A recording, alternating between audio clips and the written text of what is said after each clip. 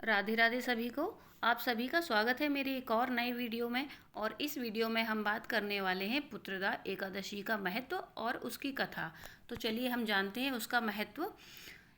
युधिष्ठिर कहने लगे कि हे भगवान श्री कृष्ण, मैंने सावन माह के कृष्ण पक्ष की कामिका एकादशी का वर्णन सुना था। आप मुझे श्रावण शुक्ल की एकादशी का नाम बताएं, उसकी व्रत करने की विधि बताएं, महत्व बताएं। तब कृष्ण कहने लगे कि इस एकादशी का नाम पुत्रदा एकादशी है।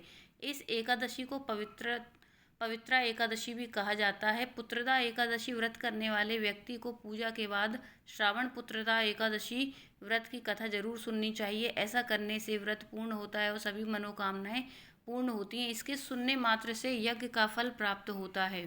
पुत्रदा एकादशी की व्रत कथा।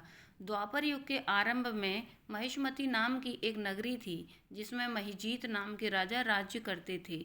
लेकिन पुत्रहीन होने के कारण राजा राज्य से राज्य के सुख से खुश नहीं थे। उनका मानना था कि संतान न हो उसके लिए यह लोक और परलोक दोनों ही दुखदायक हैं।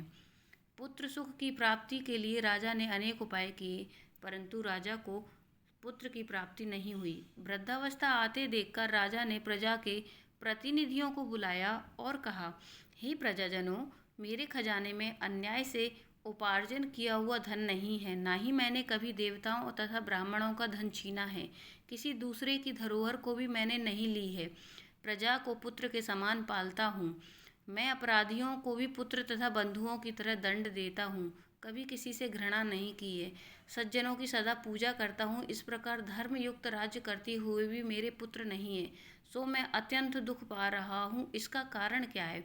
राजा महिजीत की इस बात को विचारने के लिए मंत्री तथा प्रजा के प्रतिनिधि वन को गए। वहाँ बड़े बड़े ऋषि मुनियों के दर्शन किए। राजा की उत्तम कामना की पूर्ति के लिए किसी श्रेष्ठ तपस्वी मुनि को देखते फिरते रहे। एक आश्रम में उन्हें अत्यंत वृद्ध, धर्म के ज्ञाता, बड़े तपस्वी, सनातन धर्म के गुण तत्वों को जानने वाले, समस्त शास्त्रों के ज्ञाता महात्मा लोमश मुनि को देखा, जिनका कल्प के व्यतीत होने पर सिर्फ एक रोम गिरता था। सबने जाकर ऋषि को प्रणाम किया। उन लोगों को देखकर मुनि ने पूछा कि आप लोग किस कारण से आए हैं? निसंदेह मैं आप लोगों का हित करूंगा। मेरा जन्म केवल दूसरों के हित करने के लिए ही हुआ है। लोमश ऋषि के ऐसे वचन सुनकर वह सब लोग बोले, हे महर्षि, आप हमारी बात जानने में ब्रह्मा से भी अधिक समर्थ हैं। आप हमारे इस संदेह को दूर कीजिए कि महिष्मतीपुरी के धर्मात्मा राजा महिजीत प्रजा का पुत्र के समान पालन करते हैं, फिर भी वह पुत्रहीन है। इसका कारण क्या है? तब उन लोगों ने आगे कहा कि हम लोग उसकी प्रजा हैं, अतः उनके दुख से हम सब दुखी हैं। आपके दर्शन से हमें पूर्ण विश्वास है कि हमारा यह संकट अवश्य दूर हो जाएगा। महान पुरुषों के दर्शन मात्र से कष्ट दूर हो जाते हैं। आप उनकी पुत्र प्राप्ति का कोई उपाय बताएं। ऐसी वार्ता सुनकर ऋषि ने थोड़ी देर के लिए नेत्र बंद किए और राजा के पूर्व जन्मों का वृतांत जानकर कहने लगे कि राजा ने पूर्व जन्म में एक वैश्य थे। निर्धन होने के कारण उन्हें कई बुरे कर्म किए। यह एक गांव से दूसरे गांव में व्यापार करने जाया करते थे। एक समय के ज्येष्ठ मास की शुक्ल पक्ष की द्वादशी के दिन मध्याह्न में यह जब भी 2 दिन भूखे प्यासे थे, जलाशय पर जल पीने के लिए गए तथा उसी स्थान पर तत्काल ब्याई हुई प्यासी गौ जल पी रही थी। राजा ने उस प्यासी गाय को जल पीते हुए हटा दिया और स्वयं जल पीने लगे। इसीलिए राजा को यह दुख सहना पड़ रहा है। एकादशी के दिन भूखा रहने से वह राजा हुआ और प्यासी गौ को जल पीते से हटाने के कारण पुत्र वियोग का दुख सहना पड़ रहा है। ऐसा सुनकर कहने लगे सभी लोग कि शास्त्रों में इस पाप का कोई प्रायश्चित भी होगा, जिस प्रकार राजा का यह पाप नष्ट हो जाए। लोमश मुनि कहते हैं कि श्रावण शुक्ल की श्रावण शुक्ल पक्ष की एकादशी, जिसे पुत्रदा एकादशी भी कहते हैं, तुम सब लोग व्रत करो और रात्रि को जागरण करो। इससे राजा का यह पूर्व जन्म का पाप नष्ट हो जाएगा, साथ ही राजा को पुत्र भी अवश्य प्राप्त होगा। लोमश ऋषि के ऐसे वचन सुनकर मंत्री सहित सारी प्रजा नगर वापस लौट आई, और जब श्रावण शुक्ल की एकादशी आई तो ऋषि की आज्ञा अनुसार पुत्रदा एकादशी का व्रत और जागरण किया। इसके पश्चात द्वादशी के दिन इसके पुण्य का फल राजा को दिया।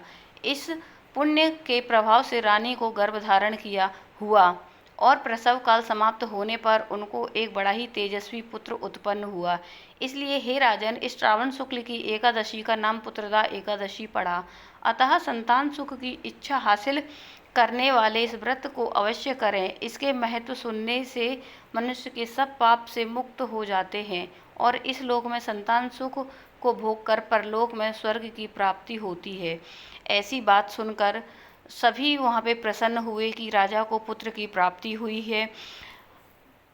इसीलिए ऋषि कहते हैं कि यदि जब भी आपको कोई भी पुत्र प्राप्ति या किसी मनवांछित इच्छा की प्राप्ति करनी है तो आप मासिक जो एकादशी आती हैं उनका व्रत अवश्य करें। यह संपूर्ण इच्छाओं को पूरा करने वाली होती हैं। इसलिए यह कथा यहीं पर पूरी होती है, जहाँ राजा को एक सुंदर सा पुत्र प्राप्त हुआ और वह अच्छे से जीवन यापन करने लगे। जो व्यक्ति इस कथा को पूरा सुनते हैं उनके सुनने मात्र से इनकी मनोकामनाएं पूर्ण होती हैं। जय श्री हरि, जय श्री हरि, जय श्री हरि।